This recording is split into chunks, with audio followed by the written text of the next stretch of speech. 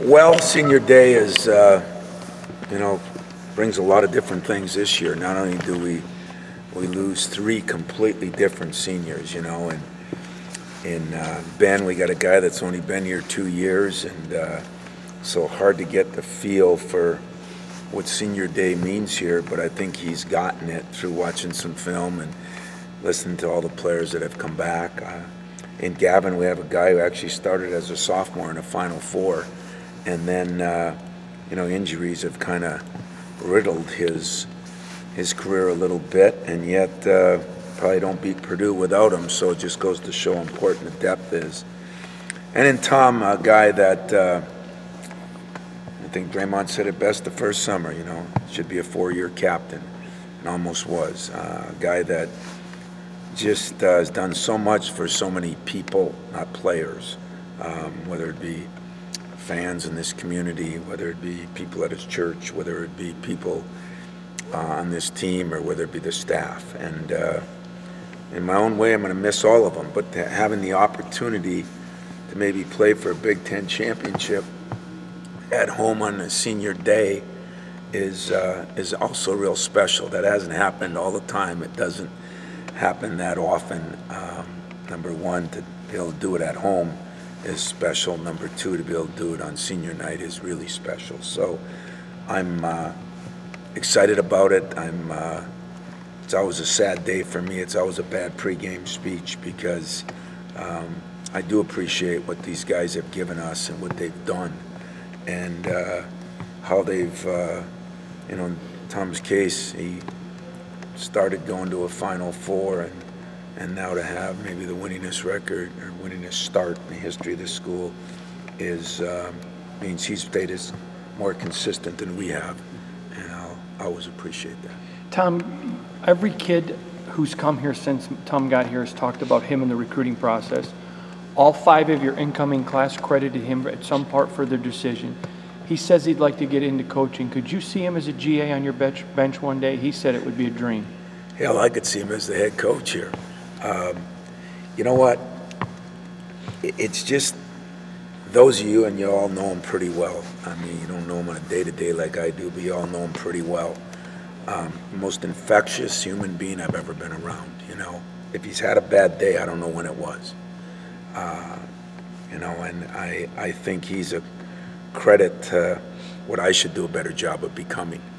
And that's the most positive human being on a daily basis. So if he wants to get into coaching, my arms would be wide open. I got a feeling he's going to want to get into motivational speaking. He's going to want to do something that shares himself with as many people as he can touch. And what a cool thing that is, and that should be a lot more than just the players that he plays with or the players that he would coach if he was a coach. He's almost bigger than that. But me personally, I'd die to have him. Have you ever had a guy get that involved with recruiting of other players, like as an active player? Way back in the day, when Tina and Andre and DT, they did a good job. And then, Draymond was very, very, very good. Both those guys would help other sports and do other things. But Tom he has that ability to talk from his heart, where you don't even, in any way, shape, or form, think he's a used car salesman. No insult to used car salesman, but I think you know what I mean by that. And no pause, like he just goes. He just goes. If there's ever a guy who goes from his heart, it's him. And I'll just cherish the texts I've gotten from him, the phone calls I've gotten from him, just the way he handles everybody and everything. He's involved with so many people that it's amazing, and yet you just think about this. It was a pretty cool thing. I was talking to Cash just the other day about Tom, and he was saying how much he means to him. Cash took Tom's spot, and they're best friends, and they've been embraced ever since. I'm just not sure everybody could do that. And so it speaks more about him as a human being than even a player. When he first got here, I remember you talking a lot about how appreciative he was of everything, you know, given where he was from, and you wanted to make sure he didn't lose that, and it sounds like he hasn't at all. You know, I used to tell Idong Ibok when he got here, I said, you know, he had a very high IQ, he was a smart kid, he was a very appreciative kid, a yes sir, no sir, thank you kid. And then as the years went on, he was still great, but every once in a while I'd say to him, hey, you're becoming Americanized. You know, you're entitled, you're this, you're that. He really never was. Tom hasn't changed one bit. He is as sincere, humble, giving as he was when he got here. The only difference now is because he's played here, I hope he has a bigger stage to send that message to all of us, because we all need it. We all need it. And he would be as good an ambassador for anybody that he was advocating for than anybody I've ever known. Tom, how important have Gavin and Tom been in kind of bridging eras of Spartan basketball, but going from that Bryn, Denzel, Matt team to what you have now with the young guys? Well, that's the other thing that's been so good even for Gavin. You know, he was, Gavin too, you know, he was going to probably start Costello's senior year, I think. He had that great trip over in Europe. He was playing well, and then he broke the toe, and you know, and he has embraced his role too. So now you got young guys that are coming in like Jaron and starting in front of him, and there could have been a lot of dissension or complaining, or I just haven't seen it at all. I mean, I'm sure deep down when he goes home at night he wishes he was playing more, but he has really embraced what I think and I hope this program has stood for, and that's winning and everybody together. And so for those two guys to play in a Final Four, as you say, 3 years ago, and now have a chance to, you know, they haven't won a Big Ten championship. They've won a couple Big Ten tournaments, I believe, but not a Big Ten championship. So it's just another mark for them. It's another way of, as you say, bringing the past and the present together. And as a coach, that's what I'm most grateful for, when guys do that, when guys aren't afraid to, you know, get involved with the future, not just the present. Has it crossed your mind that could be Miles and Jaron's last game at the Breslin too? You know, it probably should more than it does, because last year I thought I was sitting here and I was even contemplating having Miles kiss the S, you know, or the Spartan head. But, you know, what I've learned now in this business is it would be unfair either way to think of it that way. I just want what's best for those two guys. There's no question that they're both going to have some decisions to make. And when I think of it that way, I feel good about it. I don't feel bad about it. I feel good. I feel like they have given me everything I could ask. And they've done it in a very unselfish, with some humility, and never really, I wish sometimes Miles still would a little bit think of the future. You know, I think he's so much into the present of what's going on, and he's so unselfish.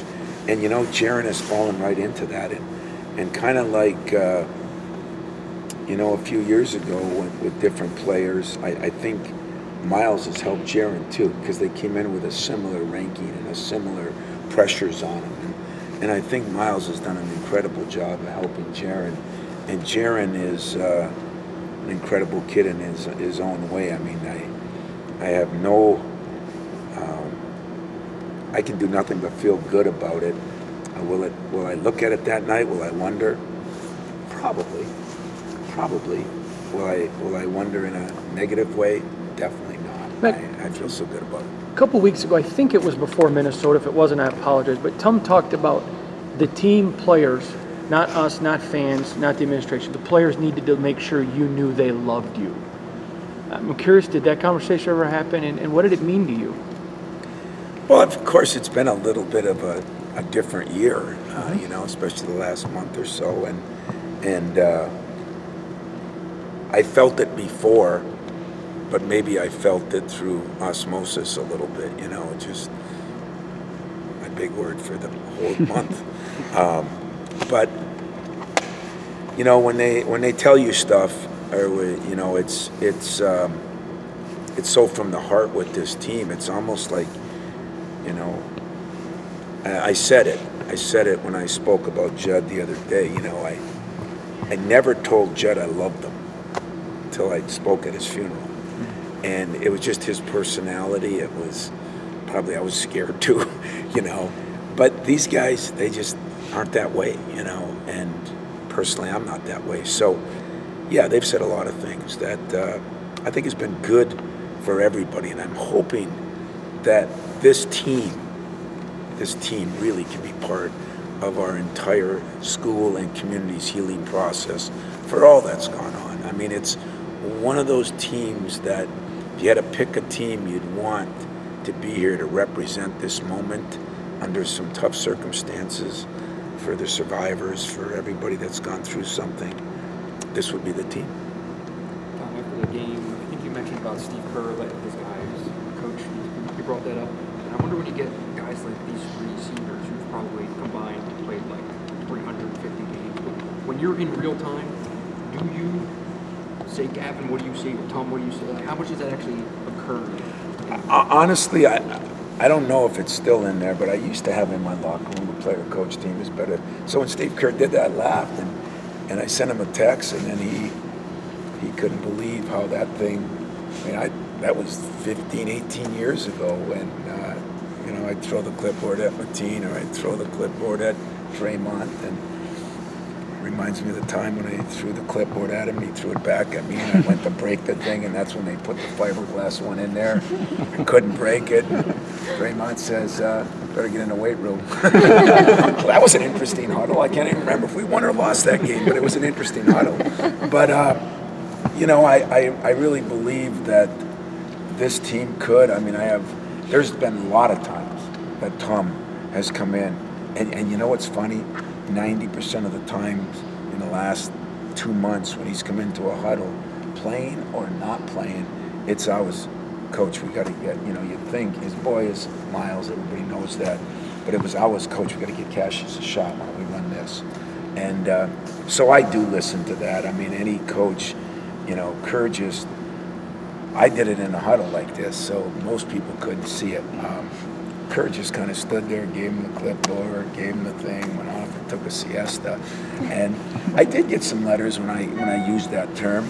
I used to get some letters that say, hey, they pay you a lot of money to coach. Why don't you coach instead of the team, players, you know? But I think that there are players, and I think you're seeing the next one coming in Cassius, you know, because smart players that understand things.